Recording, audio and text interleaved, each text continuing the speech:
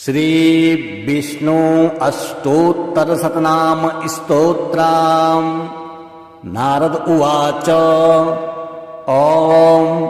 वासुदेवं ऋषिकेशं वामनं जलसायिनं जनार्दनं हरिं कृष्णं श्रीवक्षं गरुडध्वजं वाराहं पुण्डरीकाक्षं नृसिंहं नरकान्तकम् अव्यक्तं शाश्वतं विष्णुम् अनन्तं मजमव्ययम् नारायणं गदाध्यक्षं गोविन्दं कीर्तिभाजनं गोवर्धनोद्धरं देवं भूधरं भुवनेश्वरम् वेत्तारं यज्ञपुरुषं यज्ञेशं यज्ञवाहनम्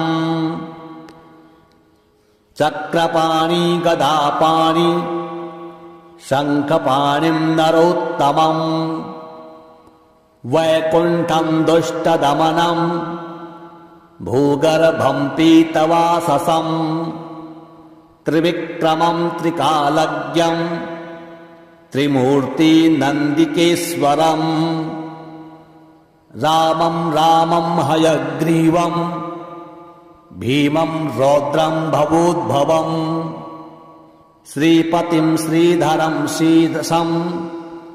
मङ्गलं मङ्गलायुधं दामोदरं दमोपेतं केशवं केशिसूदनं वरेण्यं वरदं विष्णुम् आनन्दं वासुदेवजं हिरण्यरेतसं दीप्तं पुराणं पुरुषोत्तमं सकलं निष्कलं शुद्धं निर्गुणं गुणशाश्वतं हिरण्यतनुसङ्काशं सूर्यायुतसमप्रभम् मेघश्यामं चतुर्बाहुं कुशलं कमलेक्षणं ज्योतिरूपं च स्वरूपं रूपसंस्थितं सर्वज्ञं सर्वरूपस्थं सर्वेशं सर्वतोमुखं ज्ञानं कूटस्थमचलं ज्ञानदं परमं प्रभुं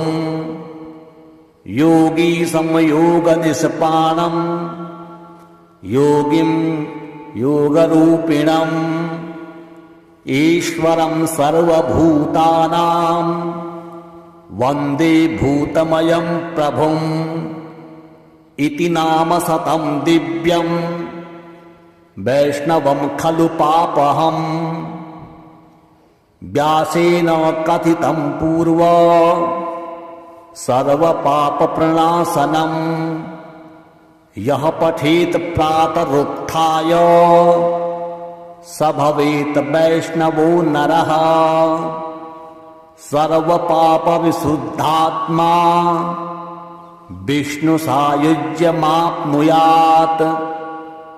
चन्द्रायणसहस्राणि कन्यादानशतानि च गवां लक्षसहस्राणि मुक्तिभागेन्नरः अश्वमेधायुतं पुण्यं फलं प्राप्नोति मानवः। ॐ वासुदेवं ऋषिकेशं वामनं जलसायिनं जनार्दनं हरिं कृष्णं श्रीवक्षं गरुडध्वजं वाराहं पुण्डरीकाक्षं नृसिंहं नरकान्तकम् अव्यक्तं शाश्वतं विष्णुम् अनन्तं मजमव्ययम् नारायणं गदाध्यक्षं गोविन्दं कीर्तिभाजनं गोवर्धनोद्धरं देवं भूधरं भुवनेश्वरम् वेत्तारं यज्ञपुरुषं यज्ञेशं यज्ञवाहनम् चक्रपाणि गदापाणि शङ्खपाणिं नरोत्तमम् वैकुण्ठं दुष्टदमनं भूगर्भं पीतवाससं त्रिविक्रमं त्रिकालज्ञं त्रिमूर्तिनन्दिकेश्वरम् रामं रामं हयग्रीवं भीमं रौद्रं भवोद्भवम् श्रीपतिं श्रीधरं शीर्षं मङ्गलं मङ्गलायुधं दामोदरं दमोपेतं केशवं केशिसूदनं वरेण्यं वरदं विष्णुम् आनन्दं वासुदेवजं हिरण्यरेतसं दीप्तं पुराणं पुरुषोत्तमं सकलं निष्कलं शुद्धं निर्गुणं गुणशाश्वतं हिरण्यतनुसङ्काशं सूर्यायुतसमप्रभं मेघश्यामं चतुर्बाहुं कुशलं कमलेक्षणं ज्योतिरूपं च स्वरूपं रूपसंस्थितं सर्वज्ञं सर्वरूपस्थं सर्वेशं सर्वतोमुखं ज्ञानं कूटस्थमचलं ज्ञानदं परमं प्रभुं योगीशं योगनिष्पाणं योगिं योगरूपिणम् ईश्वरं सर्वभूतानां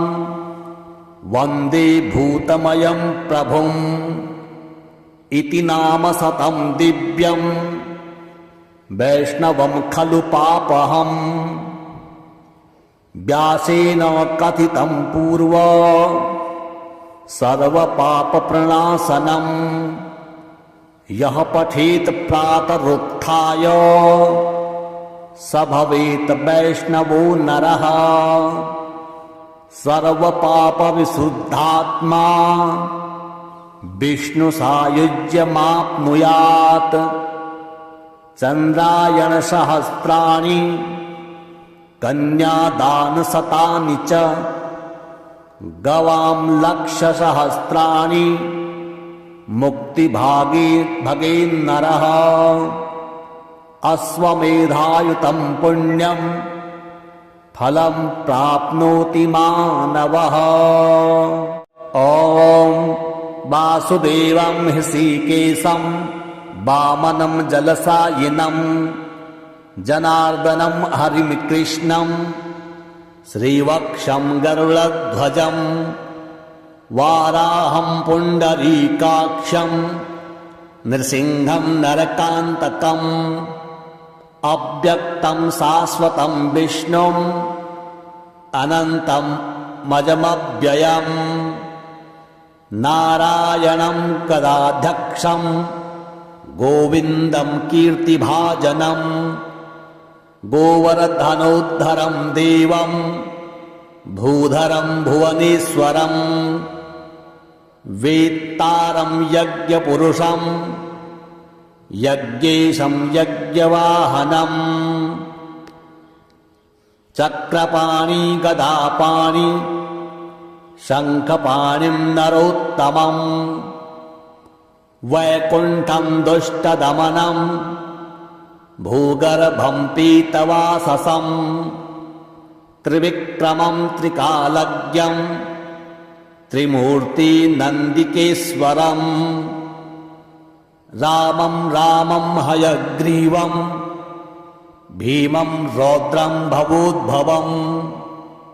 श्रीपतिं श्रीधरं शीर्षं मङ्गलं मङ्गलायुधं दामोदरं दमोपेतं केशवं केशिसूदनं वरेण्यं वरदं विष्णुम् आनन्दं वासुदेवजं हिरण्यरेतसं दीप्तं पुराणं पुरुषोत्तमं सकलं निष्कलं शुद्धं निर्गुणं गुणशाश्वतं हिरण्यतनुसङ्काशं सूर्यायुतसमप्रभं मेघश्यामं चतुर्बाहुं कुशलं कमलेक्षणं ज्योतिरूपं च स्वरूपं रूपसंस्थितं सर्वज्ञं सर्वरूपस्थं सर्वेशं सर्वतोमुखं ज्ञानं कूटस्थमचलं ज्ञानदं परमं प्रभुं योगी संयोगनिष्पाणं योगिं योगरूपिणम् ईश्वरं सर्वभूतानां वन्दे भूतमयं प्रभुम् इति नाम शतं दिव्यं वैष्णवं खलु पापहम् व्यासेन कथितं पूर्वं सर्वपापप्रणाशनम् यः पठेत् प्रातरुत्थाय स भवेत् वैष्णवो नरः सर्वपापविशुद्धात्मा विष्णुसायुज्यमाप्नुयात् चन्द्रायणसहस्राणि कन्यादानशतानि च गवां लक्षसहस्राणि मुक्तिभागेन्नरः अश्वमेधायुतं पुण्यं फलं प्राप्नोति मानवः। ॐ वासुदेवं हृषीकेशं वामनं जलशायिनं जनार्दनं हरिं कृष्णं श्रीवक्षं गरुडध्वजं वाराहं पुण्डरीकाक्षं नृसिंहं नरकान्तकम् अव्यक्तं शाश्वतं विष्णुम् अनन्तं मजमव्ययम् नारायणं गदाध्यक्षं गोविन्दं कीर्तिभाजनं गोवर्धनोद्धरं देवं भूधरं भुवनेश्वरं वेत्तारं यज्ञपुरुषं यज्ञेशं यज्ञवाहनं चक्रपाणि गदापाणि शङ्खपाणिं नरोत्तमं वैकुण्ठं दुष्टदमनं भूगर्भं पीतवाससं त्रिविक्रमं त्रिकालज्ञं त्रिमूर्तिनन्दिकेश्वरं रामं रामं हयग्रीवं भीमं रौद्रं भवोद्भवं श्रीपतिं श्रीधरं शीर्षं मङ्गलं मङ्गलायुधं दामोदरं दमोपेतं केशवं केशिसूदनं वरेण्यं वरदं विष्णुं आनन्दं वासुदेवजं हिरण्यरेतसं दीप्तं पुराणं पुरुषोत्तमं सकलं निष्कलं शुद्धं निर्गुणं गुणशाश्वतं हिरण्यतनुसङ्काशं सूर्यायुतसमप्रभं मेघश्यामं चतुर्बाहुं कुशलं कमलेक्षणं ज्योतिरूपं च स्वरूपं रूपसंस्थितं सर्वज्ञं सर्वरूपस्थं सर्वेशं सर्वतोमुखं ज्ञानं कूटस्थमचलं ज्ञानदं परमं प्रभुं योगी संयोगनिष्पाणं योगिं योगरूपिणम् ईश्वरं सर्वभूतानां वन्दे भूतमयं प्रभुम् इति नाम शतं दिव्यं वैष्णवं खलु पापहम् व्यासेन कथितं पूर्वं सर्वपापप्रणाशनम् यः पठेत् प्रातरुत्थाय स भवेत् वैष्णवो नरः सर्वपापविशुद्धात्मा विष्णुसायुज्यमाप्नुयात् चन्द्रायणसहस्राणि कन्यादानशतानि च गवां लक्षसहस्राणि मुक्तिभागेन्नरः अश्वमेधायुतं पुण्यं फलं प्राप्नोति मानवः। ॐ वासुदेवं हृषीकेशं वामनं जलशायिनं जनार्दनं हरिं कृष्णं श्रीवक्षं गरुडध्वजं वाराहं पुण्डरीकाक्षं नृसिंहं नरकान्तकम् अव्यक्तं शाश्वतं विष्णुम् अनन्तं मजमव्ययम् नारायणं गदाध्यक्षं गोविन्दं कीर्तिभाजनं गोवर्धनोद्धरं देवं भूधरं भुवनेश्वरं वेत्तारं यज्ञपुरुषं यज्ञेशं यज्ञवाहनम् चक्रपाणि गदापाणि शङ्खपाणिं नरोत्तमम् वैकुण्ठं दुष्टदमनं भूगर्भं पीतवाससं त्रिविक्रमं त्रिकालज्ञं त्रिमूर्ति नन्दिकेश्वरम् रामं रामं हयग्रीवं भीमं रौद्रं भवोद्भवम् श्रीपतिं श्रीधरं शीर्षं मङ्गलं मङ्गलायुधं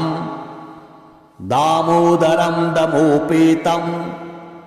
केशवं केशिसूदनं वरेण्यं वरदं विष्णुं आनन्दं वासुदेवजं हिरण्यरेतसं दीप्तं पुराणं पुरुषोत्तमं सकलं निष्कलं शुद्धं निर्गुणं गुणशाश्वतं हिरण्यतनुसङ्काशं सूर्यायुतसमप्रभं मेघश्यामं चतुर्बाहुं कुशलं कमलेक्षणं ज्योतिरूपं च स्वरूपं रूपसंस्थितं सर्वज्ञं सर्वरूपस्थं सर्वेशं सर्वतोमुखं ज्ञानं कूटस्थमचलं ज्ञानदं परमं प्रभुं योगीशं योगनिष्पाणं योगिं योगरूपिणम् ईश्वरं सर्वभूतानां वन्दे भूतमयं प्रभुम् इति नाम शतं दिव्यं वैष्णवं खलु पापहम् व्यासेन कथितं पूर्वं सर्वपापप्रणाशनम् यः पठेत् प्रातरुत्थाय स भवेत् वैष्णवो नरः सर्वपापविशुद्धात्मा विष्णुसायुज्यमाप्नुयात् चन्द्रायणसहस्राणि कन्यादानशतानि च गवां लक्षसहस्राणि मुक्तिभागेन्नरः अश्वमेधायुतं पुण्यं फलं प्राप्नोति मानवः। ॐ वासुदेवं हृषीकेशं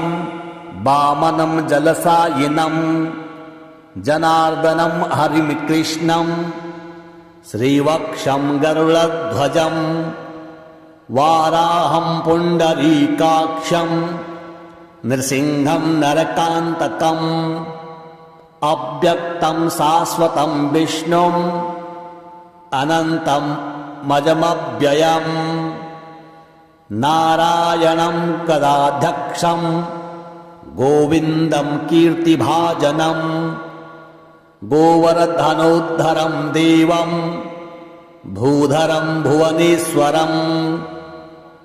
वेत्तारं यज्ञपुरुषं यज्ञेशं यज्ञवाहनम् चक्रपाणि गदापाणि शङ्खपाणिं नरोत्तमं वैकुण्ठं दुष्टदमनं भूगर्भं पीतवाससं त्रिविक्रमं त्रिकालज्ञं त्रिमूर्तिनन्दिकेश्वरम् रामं रामं हयग्रीवं भीमं रौद्रं भवोद्भवं श्रीपतिं श्रीधरं शीर्षं मङ्गलं मङ्गलायुधं दामोदरं दमोपेतं केशवं केशिसूदनं वरेण्यं वरदं विष्णुम् आनन्दं वासुदेवजं हिरण्यरेतसं दीप्तं पुराणं पुरुषोत्तमं सकलं निष्कलं शुद्धं निर्गुणं गुणशाश्वतं हिरण्यतनुसङ्काशं सूर्यायुतसमप्रभं मेघश्यामं चतुर्बाहुं कुशलं कमलेक्षणं ज्योतिरूपं च स्वरूपं रूपसंस्थितं सर्वज्ञं सर्वरूपस्थं सर्वेशं सर्वतोमुखं ज्ञानं कूटस्थमचलं ज्ञानदं परमं प्रभुं योगीशं योगनिष्पाणं योगिं योगरूपिणम् ईश्वरं सर्वभूतानां वन्दे भूतमयं प्रभुम् इति नाम शतं दिव्यं वैष्णवं खलु पापहम् व्यासेन कथितं पूर्वं सर्वपापप्रणाशनं यः पठेत् प्रातरुत्थाय स भवेत् वैष्णवो नरः सर्वपापविशुद्धात्मा विष्णुसायुज्यमाप्नुयात् चन्द्रायणसहस्राणि कन्यादानशतानि च गवां लक्षसहस्राणि मुक्तिभागेन्नरः अश्वमेधायुतं पुण्यं फलं प्राप्नोति मानवः। ॐ वासुदेवं हृषीकेशं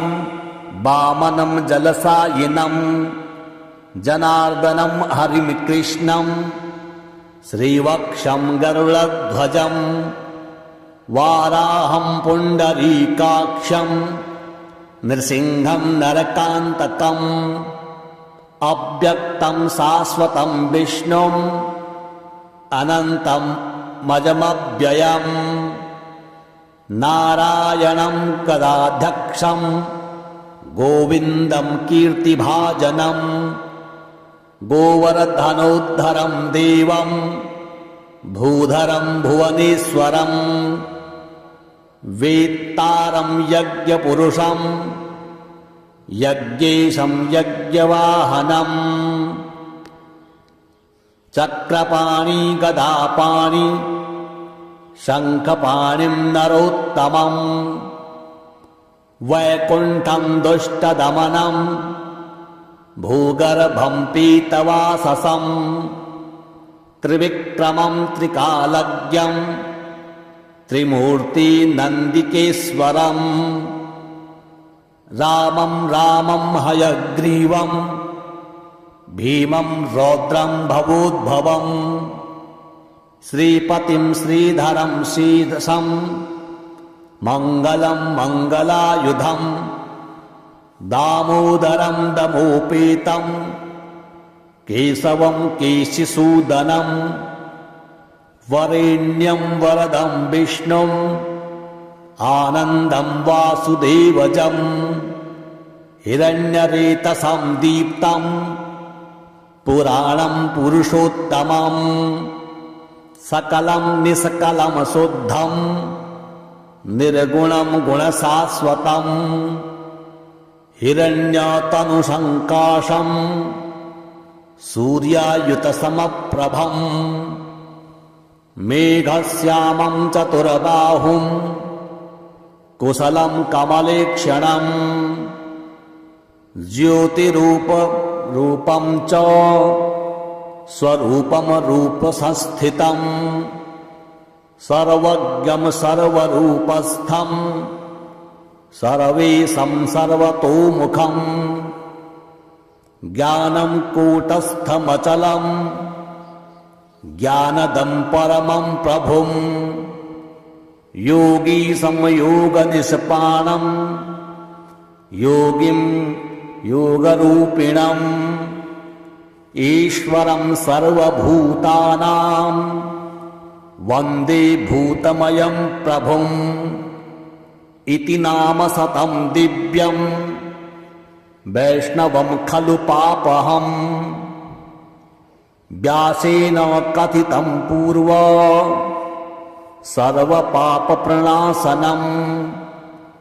यः पठेत् प्रातरुत्थाय स भवेत् वैष्णवो नरः सर्वपापविशुद्धात्मा विष्णुसायुज्यमाप्नुयात् चन्द्रायणसहस्राणि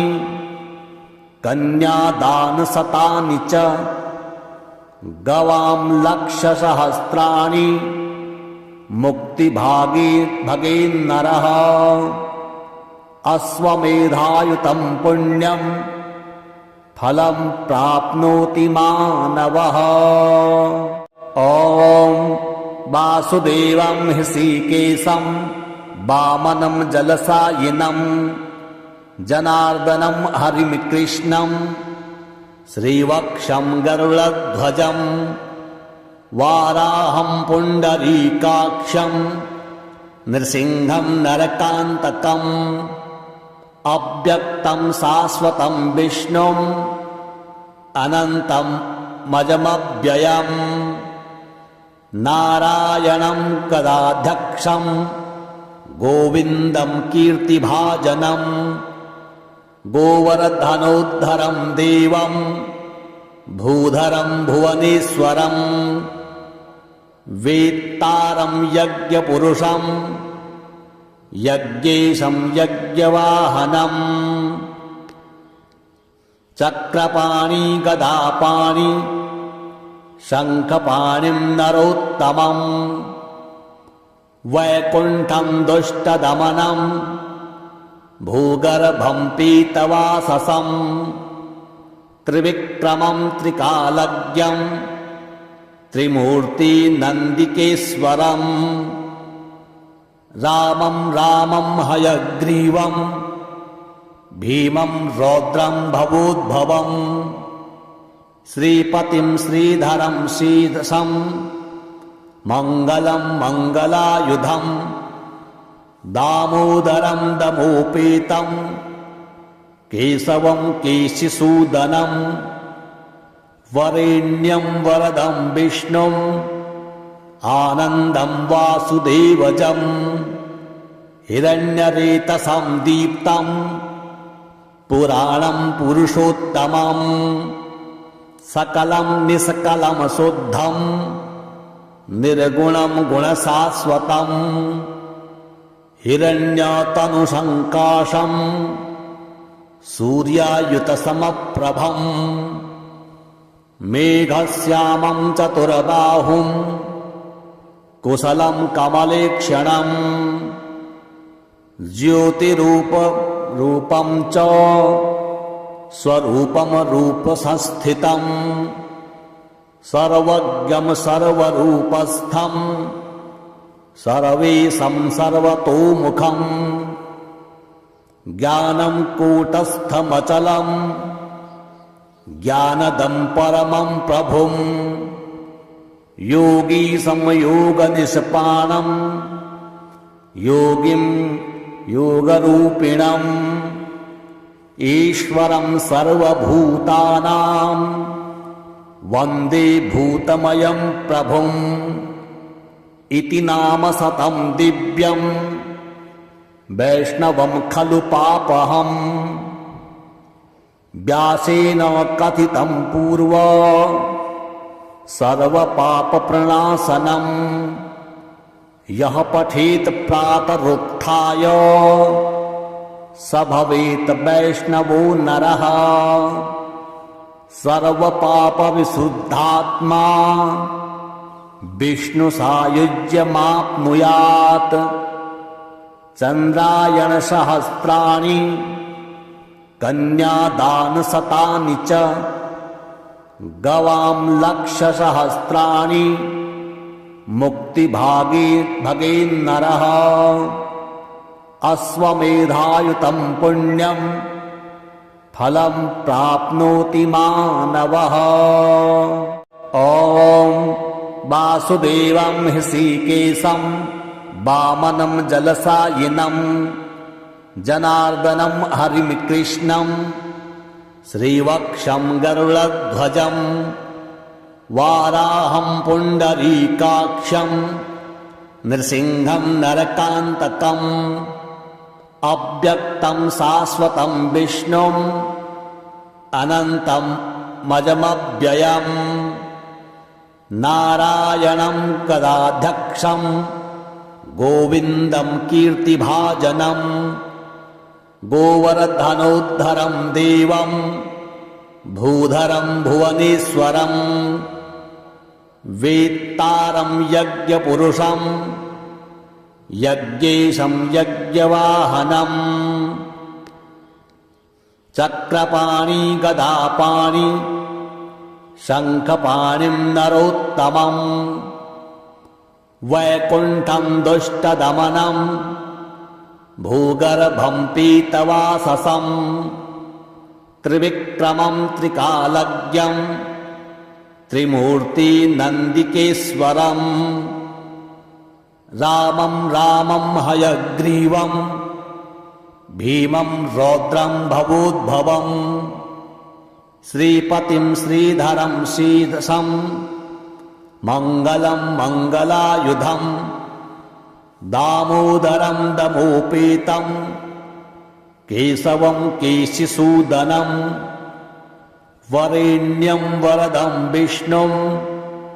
आनन्दं वासुदेवजं हिरण्यरेतसं दीप्तं पुराणं पुरुषोत्तमं सकलं निष्कलं शुद्धं निर्गुणं गुणशाश्वतं